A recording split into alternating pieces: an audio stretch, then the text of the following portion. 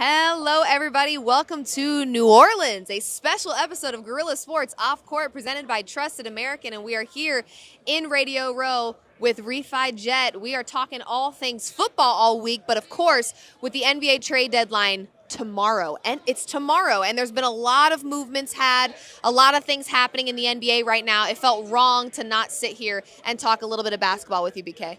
Well, the most interesting thing to me is the Super Bowl is the biggest sporting event in America every year. Yep. And, and I got down here Monday, you got down here Tuesday night. Yep. But as I was flying here and I was watching First Take and bouncing around on the internet and seeing what everybody's talking about, then listening to shows as you walk around, without question, Monday and all day Tuesday, despite the Super Bowl being here, Yeah. the biggest conversation was about the Luka Doncic, Anthony Davis trade. For good reason. Absolutely. It's crazy. Yeah. And so and you've got football people, some that really know basketball, some that think they do, some that don't. And even the ones that don't understand how crazy this trade is and that it happened the way it did. And it's, we're now a few days after it, and I still think people are trying to just process it and don't really, Patrick Mahomes was asked about it standing right there. Yeah, he tweeted about it. He was shocked, just like the rest of us. I mean, there's definitely, we understand that during this time of the year, teams are going to start playing chess in order to elevate themselves or potentially be in contention for a championship. We saw Drew Holiday was a big one last season that actually, in my opinion, I don't know if the Celtics would have won a championship without him. He was that missing piece for them. So you see a lot of teams with their sights set on winning it all. And we know following the All-Star break, which is just next week, you're going to have a lot of teams that put their foot on the gas and are going 100 miles per hour with their sights set on a championship. So let's start with our team, the Denver Nuggets. I mean, tomorrow is the deadline, and we had Coach Malone following the win against the Pelicans the other night that said, we're not trading Michael Porter Jr., and we understand Michael Porter Jr. is the last tradable piece if you really want to add some substance to the Nuggets. Maybe Zeke Naji is now. Right. Okay. His trade value went up a little bit, which is nice. But, you've got the Michael Porter Jr.'s. You've got the Zeke Najis. There's been conversations with a lot of teams that I think have been entertained by the Denver Nuggets. But it doesn't really seem like they're planning on making any moves before tomorrow. No, it feels like, and as we're recording this, nothing has happened. Doesn't mean something won't have happened maybe by the time you're seeing it. But regardless, it feels like a player being signed after being cut for salary cap purposes, like a Bruce Brown is the name we'll keep hearing, because I just don't think people are trying to trade for Bruce Brown to use him more as a trade piece, that then acquiring him and making a move to add a veteran defensive player or player, with an emphasis on defense. I keep saying like Bruce Brown, specifically Bruce Brown.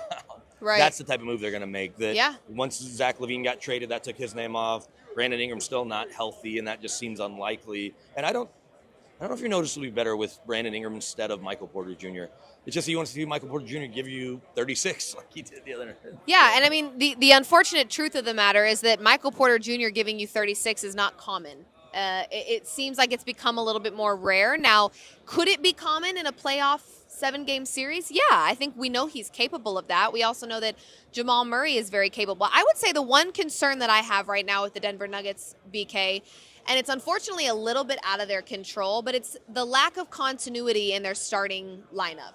We haven't really seen the same starting lineup for more than a few games at a time, it feels like. Just recently you had Zeke Naji in the starting lineup. CB was back in the mix when he was then put on the bench for a little bit with Aaron Gordon back as a starter. It just feels like there's a lack of inconsistency, and I'm not blaming Coach Malone for that. I think a lot of it has to do with who's available, who's healthy, who can play full minutes, who can start these games.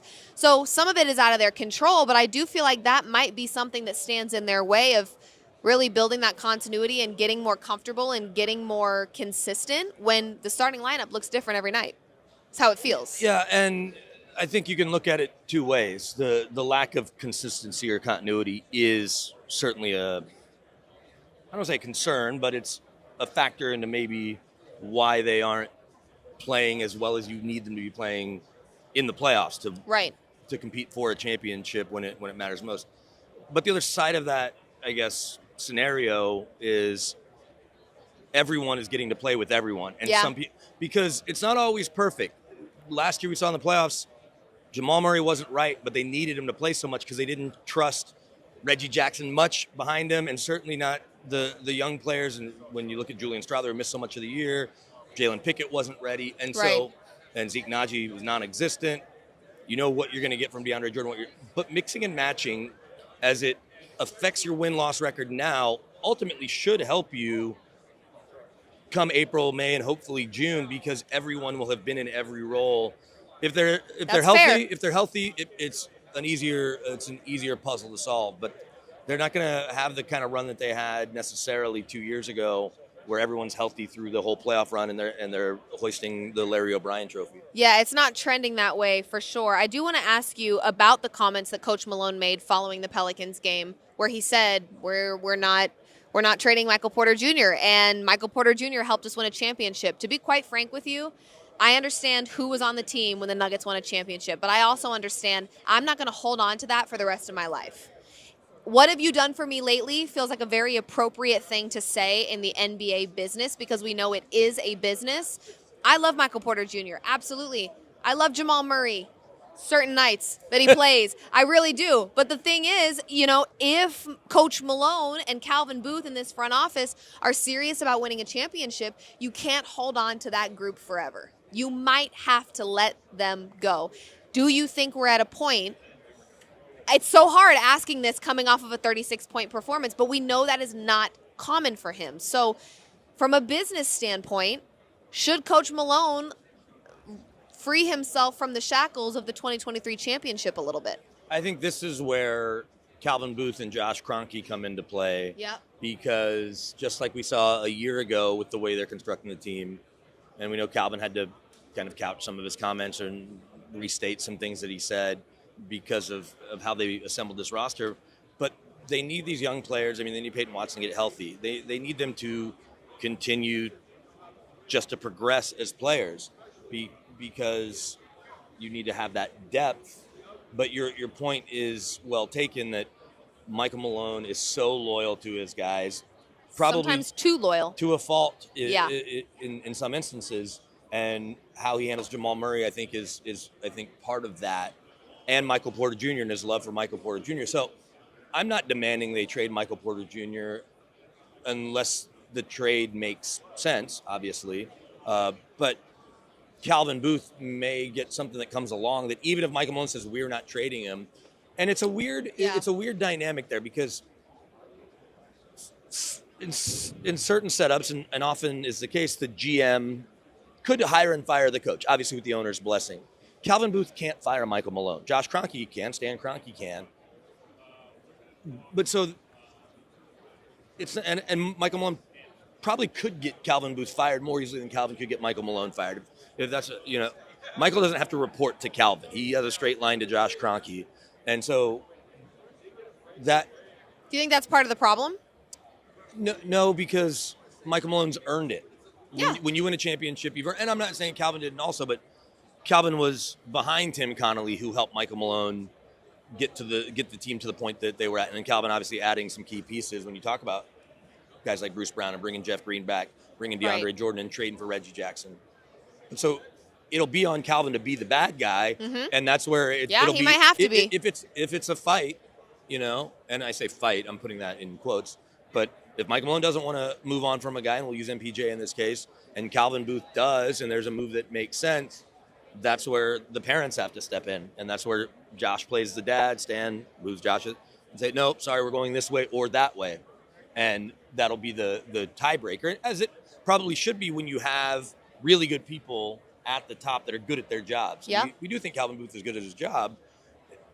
Nuggets fans, I think, just want a little more from the pieces that are here. Yeah, I agree. So, I mean, I think, again, by the time this goes up and graces your guys' eyes and views, there may be a move that the Denver Nuggets make. Right now, it's trending towards the direction that they are not going to make a move ahead of the trade deadline, and that we shouldn't anticipate that for Nuggets Nation. However, there are a couple more trades outside of the jaw-dropping Luka to the Lakers trade that I think shook. I'm still actively trying to process this trade because it's just that crazy. Well, and being from Dallas, it's just crazy. I'm not the Mavericks fan that I was as a kid. but I have so many friends in the media that are from Dallas and know that I'm from Dallas. And so the amount of conversations I've had about, but the folks from Dallas that are in Dallas, do sports radio and TV in Dallas, or just, cover the team, whatever, they're not okay. They were chanting outside of the arena, "Sell the team." I mean, they are mourning. They're in grieving period here. I will say, interestingly enough, I just, as you know, was just over yonder doing the show with Debo this morning. And I actually asked him, because he's a pretty avid NBA fan, he believes the Mavs won this trade. I think that's the conventional thinking in the short term. I think Shaq followed up because Charles Barkley made the rounds, and then, was going to be on TNT later in the week. But early in the week, he said that right now the Mavs are better. I mean, Luka's not really playing. Right. Luka hasn't been available. AD has been playing up until he had the oblique strain. And because you have Kyrie, and it was always interesting to see how Kyrie and Luka were going to work together, but they clearly did. Mm-hmm. And that's maybe the bigger point, is why the Lakers, with LeBron and Luka, great players figure out how to play together. And I can't remember who it was that made the point, but it was like LeBron played with Chris Bosh, with D Wade, with Kyrie, with Kevin Love, now with AD. But the game has also changed. I understand the game has changed, but it's still about spacing more than anything. And of course. Probably more about spacing than it ever has been. And so, but in the short term, Dallas is a more complete team. They're a more complete team anyway. Yeah. And so Luka is a generational talent that you'll have to build around. The really interesting thing is that if you believe everybody about his conditioning, and he's the second or third best player right now in whatever shape he's in. He got them to the finals that's last just year. It. I love how everyone's talking about, he's pushing 270. That didn't stop him from dropping 35 on everybody's head. I understand maybe if you're looking through the lens of longevity and the Mavs are saying, who's our guy for the next 5, 6 plus years? I understand that. When you're looking at the type of money he was going to make and the max contract and the extension, there's an element of you don't want complacency. And maybe that's more what they are seeing with Luka, is that sure, the extra weight didn't affect his game very much. He still was one of the best, if not the best guards in the league right now. He's phenomenal. But if there's an element of complacency that's maybe rubbing, again, we talk about the different standard for Jamal that may rub some of the teammates the wrong way. If there's also a different standard for Luka in the sense that he doesn't have to train and condition the way everybody else does, and he can get away with whatever, maybe they're getting ahead of a problem that could have gotten worse. And again, that's me making an assumption. I will tell you what doesn't sit right with me the most about this is the money he got screwed out of. I just don't think he $100 million is a lot of money. That's a lot of money. Luka will never have to work a day in his life. He's already making plenty of money. We know that he will get a max deal and then probably a super max after that. But you can't make up the $100 million. He will be on more advertising campaigns just by virtue of being in LA. Dallas, it's just the principle for me. 100%. Also, when you get traded, and I know it's a better time to be rich in America than it once was in terms of taxes, but California is still the most expensive state to live in terms of their tax rate in the country. And so you got screwed out of more than $100 million. Yeah, it was big change. The amount of money, and I don't know those exact percentages right now, but the amount of money that he is giving up just by being traded from a state with no state income tax to the state with the most expensive taxes is a real thing for him. It doesn't affect you or I. And look, he's still going to live in as nice a house as he was going to live. It's not about that. It's just about it's the principle. And the principle. The one thing Patrick Mahomes brought up is like all the stuff he did in the community. I don't know his level of charitable work, but when you're that type of athlete, you're going to have a foundation. Like Dirk had his foundation. If Luka doesn't, and now that's money that he could have put in and done whatever he wanted with it. Maybe he wanted to build basketball centers back home in Slovenia. Who knows? Yeah, but I agree. You're right. That part stinks for him. No one's losing sleep about it, but it's still just it's a bummer. It's a bummer. It's a shitty part of the trade industry, for him and for the industry for sure. One other thing before we wrap things up, BK, obviously time will tell if the Denver Nuggets decide to do anything before tomorrow. If this episode doesn't go up until then maybe we'll have an emergency something. You'll never see the light of day. Yeah, who knows? But I will say another trade kind of coming through today. Chris Middleton, Kyle Kuzma, the Bucks and the Wizards in some conversation. That trade is, to quote, looking like it's happening. Our friend Shelby Harris, fear the deer. they've been trying to find a reason and a way to get off Chris Middleton. But I don't know if Kyle Kuzma moves the needle for me. No, to be honest, if Chris Middleton is somebody that you feel like, all right, we've reached our potential with him, it's time to move on. You know, he's not getting any younger. We need a rebrand, if you will.